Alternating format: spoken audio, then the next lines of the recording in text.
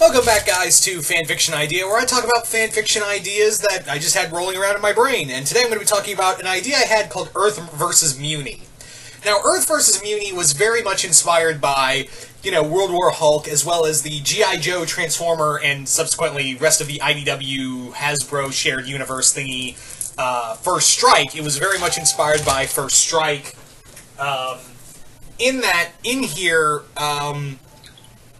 What happens basically is that Mewni and Earth go to war, but there is a reason as to why Earth and Mewni are at war.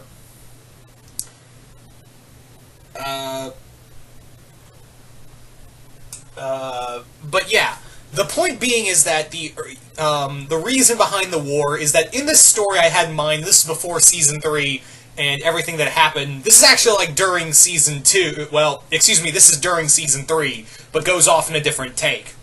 But basically, the idea is that, while Star and everyone is dealing with, Eclipse-Evac and all that, as well as a few other things here and there, but what happens in this story is that a drone comes out of nowhere. Basically, a drone has shown up on Mewni and has drone strike the castle, injuring and putting Star's mom and dad out of commission. They're both heavily wounded, and they're both left in, critical condition. And Star is now being thrust upon as the queen, and now she's like, that thing came from Earth, I'm now queen, my first directive is I'm gonna go to war with Earth. Now, this is also a shared universe Earth. This is a Earth that is home to superheroes like Danny Phantom and several others, as well as the Autobots and the G.I. Joe.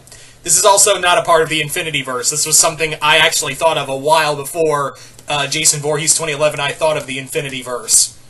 But basically, that was the idea, is that Star declares war on Earth, but she realizes that Mewni is not, up to strength. It's not up to full strength after everything that happened with Toffee.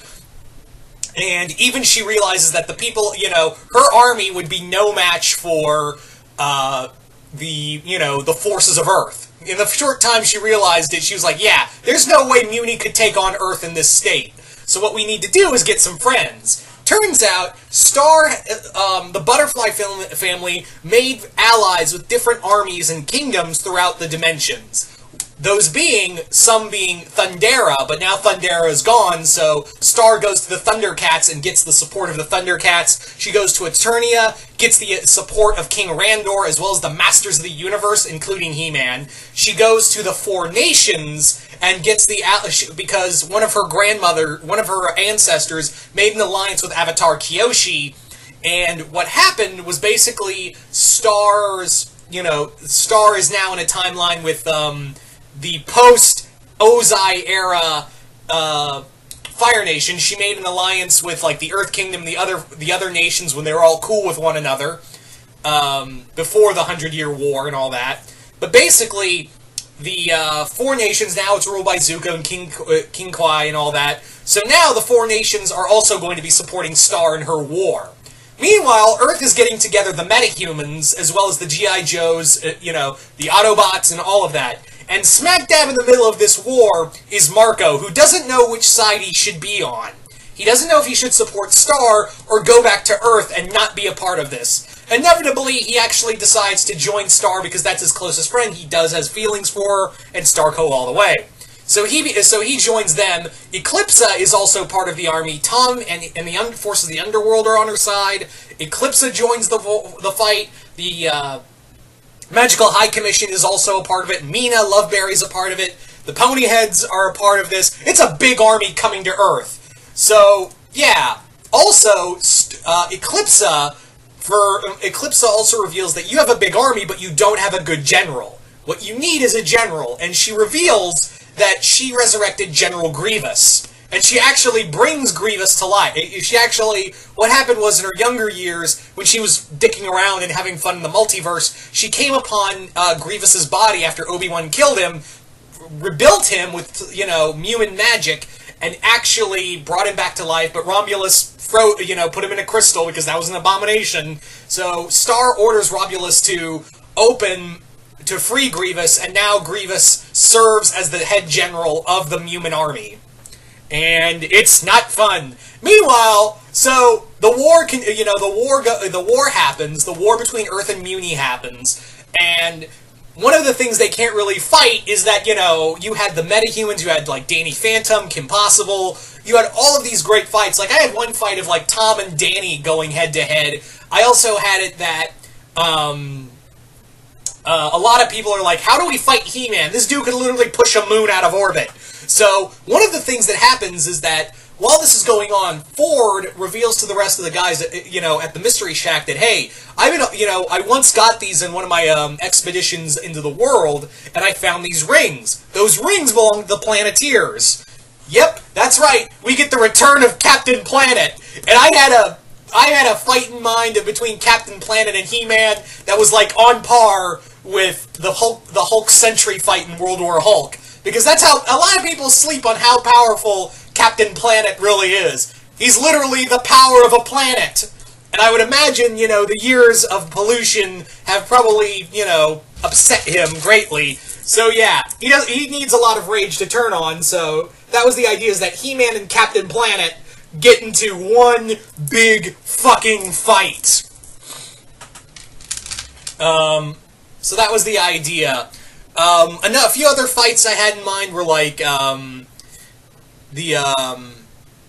who else was, like, there were other fights, like, Aang goes head-to-head with, several other characters, because Star now has she has Earthbenders, Waterbenders, and, she also has the Thundercats on her side, and the two most powerful swords in the multiverse, and those wielding them on her, as allies as well. She also, another one I forgot to mention that allies with her is Remnant. The people of Remnant join her. More accurately, Atlas joins the fight. So Atlas joins the army, joins the alliance as well. And meanwhile, Earth is getting some allies as well. Earth gets Homeworld because of Steven. Homeworld jumps in this fight. You had the Visionaries from, of course, from the the Hasbro show, The Visionaries, the Magical Knights. They join Earthside. They also get allies from, of course, Cybertron, the Autobots. But the main thing was that there was someone pulling the strings, and that person pulling the strings was Cobra. More importantly, Toffee. You see, this is, Toffee did die, but he planned for this because Toffee is, well, Toffee. In this version, this version of Toffee is a clone. He was a clone of the original Toffee who would be activated should anything happen to the real Toffee. So when Toffee died, this clone woke up and carried on his business, but this time he was working behind the scenes with Cobra, and he went by the codename Serpentor. Yep, this version of Serpentor is Toffee. Because this clone of Toffee, had the consciousness of the real Toffee transferred into him, and that clone body burned through him real quickly, but Mindbender gave him a new gave him a new human body made from all the conquerors of the world, thinking, a human body would be more stable than a Septarian body. So Toffee transferred his mind into this body and became Serpentor. Yeah, it's confusing, but comics can be really confusing too. So there you go, guys. That is pretty much a lot of what went down with Earth vs. Mewni. I know, really insane, really fun, and kind of a little too big to handle by myself. So who knows? Maybe we'll do a remake of this in Infinityverse. Don't hold your breath, though. I am not making any promises here. Anyway, so you guys tell me in the comments below, what did you guys think of this? Like it, hate it, comment below, let me know. Once again, hope you all enjoyed this, and I will see you guys later.